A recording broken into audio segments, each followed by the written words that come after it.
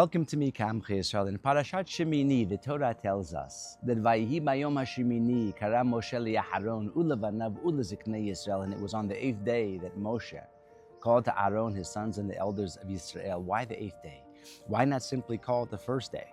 The first day of the revelation of the Mishkan. The Babachar Rebbe Zatzal explains something magnificent. The number 7 represents the natural world. 7 days of the week, 7 years in Shemitah. 7 is the structure of creation, but 8 is above.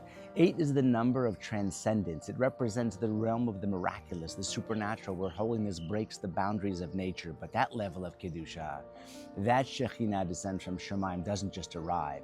It only comes after 7 days of preparation, 7 days of building, 7 days of showing Borei Olam we're ready to host His presence. You can't reach 8 without walking through 7. That's the spiritual rule.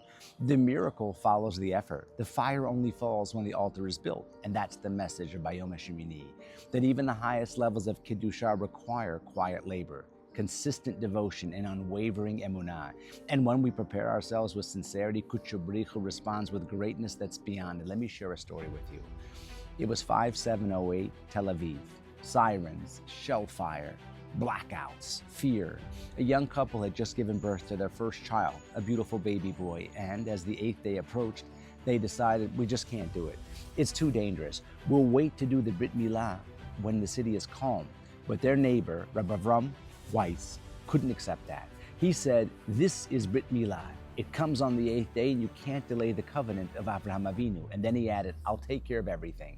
The mohel, the food, the setup. I'll even get the Hazon Ish to be the sandak. And he did. The 8th day came, the apartment was packed, the mohel was ready, the Hazon Ish sat down, cradling the baby in his arms, and just as the knife was lifted, sirens, screams, an air raid. Bombs began to fall. Everybody ran. The guests, the parents, the mohel, they all ran into the shelter. Everyone, except Rabbi Avraham Weiss. The baby was too fragile to carry. The mother was already gone, so he stayed. He stayed alone, standing guard over the crib. The Hazon Ish called up the stairs, you're not the father. You don't have the protection of the mitzvah. Come down.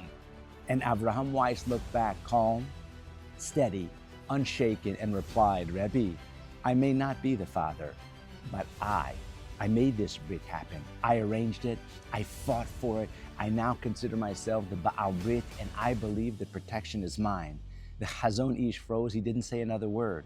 And the bombs kept falling. The walls shook. The skies thundered. And then, silence. Not a single piece of shrapnel touched the building, not one. And when the all clear sounded, they returned to the apartment, and there stood Avraham Weiss, still watching over the baby, still calm. The Hazon Ish took the baby in his arms once more, and they completed the Brit Milah. And then he turned to Rabbi Avraham, and he said, such Mesirut Nefesh will not go unrewarded.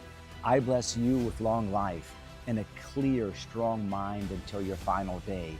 And every word came true. Avraham Weiss lived to 98 years old, sharp, present, and blessed.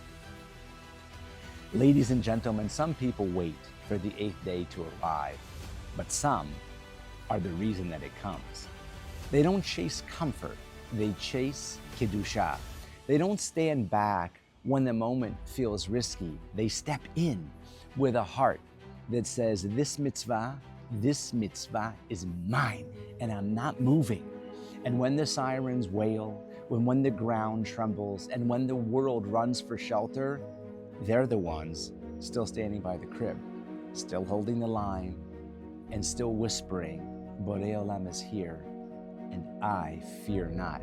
And in that moment, in that very moment, the 8th day arrives, not because the danger passed, but because one man stood taller than the fear. Because when the world was trembling, his emunah, it didn't flinch. When the building shook, his conviction stood still. And when the heavens waited to see who would rise, he rose.